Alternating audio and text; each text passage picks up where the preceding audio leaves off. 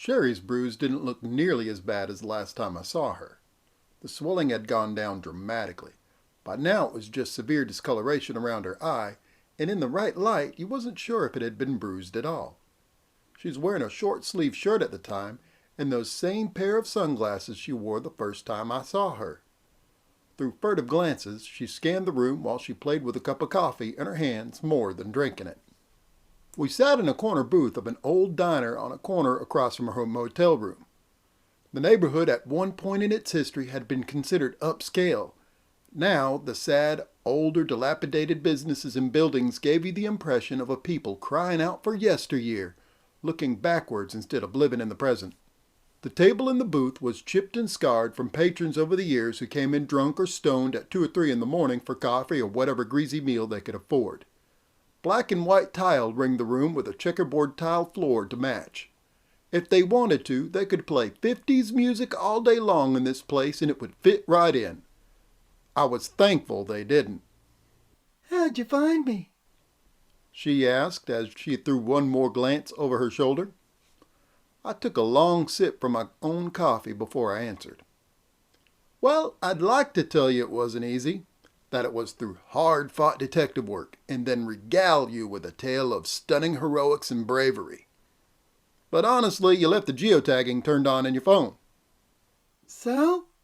she asked, confused a bit. So, your phone put the GPS coordinates of where you took that photograph you sent me right in the picture. It's pretty easy from there. I took another long sip from my coffee as I waited her reply. Huh, she said, and then took a sip herself. You see, I'm a bit curious here.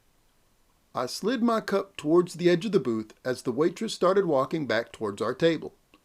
Our waitress was an older woman who had curly hair and at one point must have been stunning.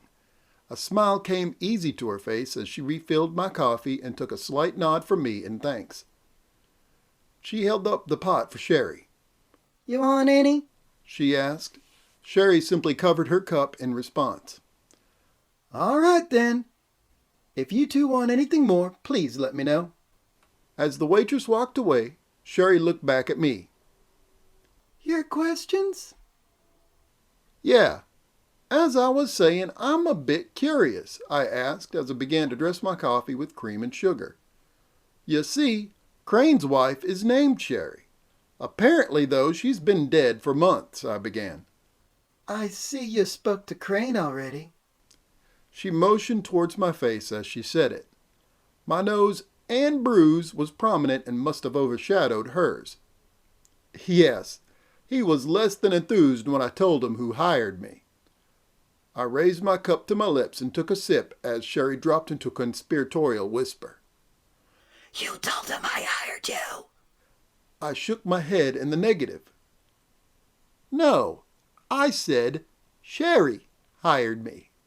You know, his dead wife. That was when he got upset. I found out she died later. It was all online, the funeral and everything. There were some real beautiful photographs, which made me wonder briefly why anyone would photograph a funeral. People are weird, I guess. But anyway, I digress. The look on Sherry's face had gone from fear to impatience. "Get to the point." You see, you told me you're Sherry Crane. You're not.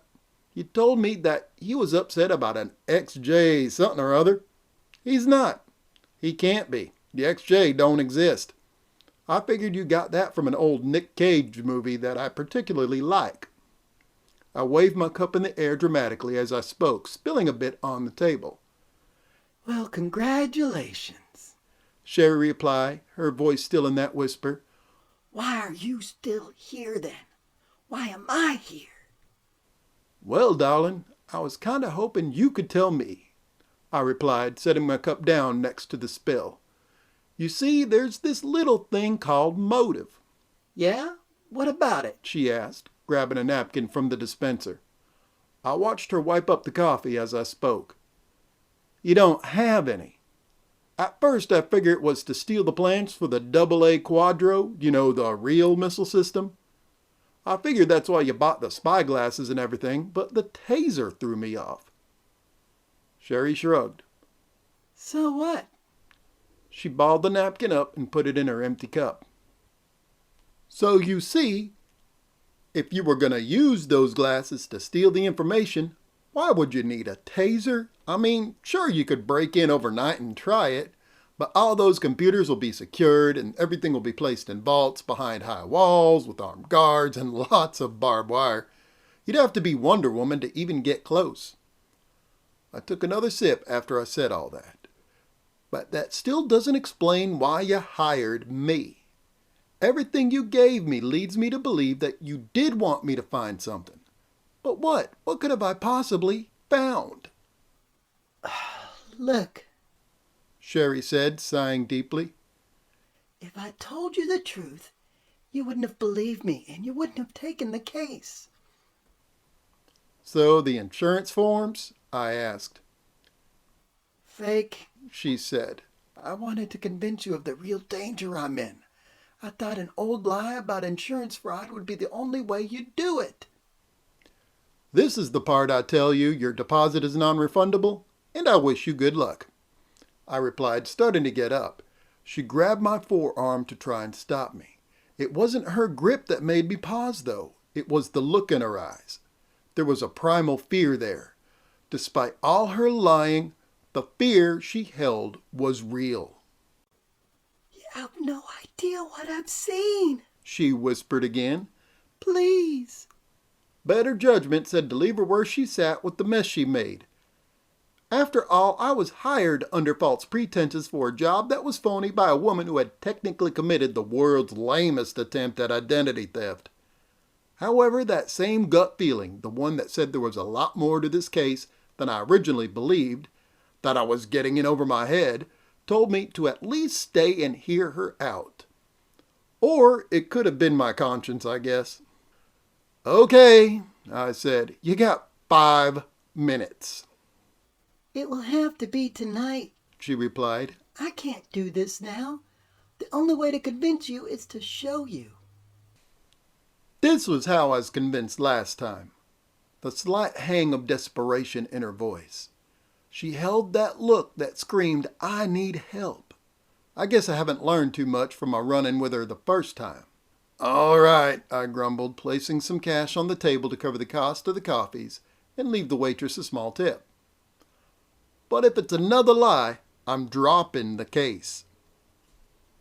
When I look back on the number of crazy and fantastical things I've done and dealt with in my private eye practice over the years, I trace it all back to this moment right here. Before Sheri, I was chasing drunk indiscretions in hotel and motel parking lots. It wasn't the initial meeting of Sheri or being hired later by that firm.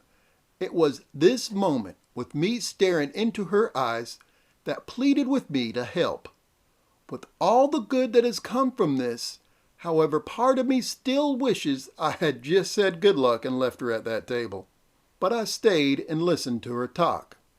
I agreed to meet her later. And despite better judgment screaming at me to just leave her there, call the cops, and run, I waited by a wall outside of Mr. Crane's residence with nothing more to guide me than a pale full moon and a few trees with that weird spacing that gave the place an even more creepy feel at night. The stone wall and wrought iron fence had a more sinister look to it. It was as if it was for more than show, more than protection.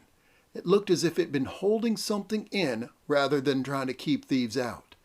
The moonlight cast dark shadows on the sidewalk from the high wall and the gate, giving us plenty of cover to sneak up to the gate and remain unseen. Sheri crouched near the gate and looked at me with a look of real fear behind her eyes. It was that fear I saw in her that kept me going much further than any curiosity ever could. She deftly scaled the fence, seeming to leap it in a single bound. Me? Well, it took more effort than I'd care to admit, but I eventually made it over. Panting, I stumbled over to the closest tree where Sheri was waiting and moved as soon as I placed my hand against the tree, catching my breath for a moment. I looked up and moved to the next tree she was at, ducking down as I ran as low as possible. Sheri seemed to be taking a near random path through the yard. I followed behind her, matching her move for move, going to trees when she would leave one. Soon we have rounded the large house and the sides of it taken on a more gothic look in the dark of the night. Surprisingly, there was no lights on the exterior, no security lights of any kind. That bothered me just a bit, as Sheri jimmied the lock on the back door and waved me through. Why would a place like this not at least have security lights? The door opened up on a kitchen. White marble countertops ran along the walls that matched the white tile of the floor. They seemed to have a sinister glow in the moonlight. Cabinets ran above and below the countertop, giving one enough room to house the cookware for 2 professional fine dining restaurants. We made our way around an island that sat in the middle with the same white marble and a sink embedded into it. Opposite of this island on the far wall was a stainless steel stove. The styling didn't stop in the kitchen, however. As we made our way to the hallway, white tile continued with its soft, eerie glow. A doorway at the end of the hallway with large stone columns ended the hallway and brought us into a large, expansive foyer. I felt almost like one of those Christians being forced into the Colosseum to face off against the lions. As I entered the foyer, I could see the winding staircase to my right that almost looked like it went up into infinite blackness above. Sheri pinched my arm. Hard. I glared at her, rubbing my arm. "Stop gawking and move," she whispered. She pointed to another hallway. This one twisted like the last and brought us to a living room. The flickering light of a television spilled out into the hallway. I honestly didn't want to go into that room. Not because I sensed an evil presence, but because I didn't want to get caught. A television was on in that room. It had been muted, but the flashing lights and the various scenes on the screen made sinister shadows dance in the hallway, bathed in blue, then red and orange, green, and then blue again. I could hear my blood pumping in my ears. I swallowed hard, an action that felt like it echoed down the hallway. Sheri was already at the door to the living room, looking inward, motioning me to come up behind her. Again, that feeling that said I shouldn't be doing this, that I should be anywhere else, welled up within. I tried to squash it. This was what I came here for, after all. And if Sheri was in any actual trouble, I would try my best to help. If I wasn't arrested or killed first, that is. I approached, trying my best to peer around the corner. From what I could see, it was an elegant room like the others. A large couch of dark material sat with its back towards us, along with a love seat at the side. I wasn't sure what else other than a coffee table that was glass and something that cast long shadows over an area of carpet that could have been gray or beige.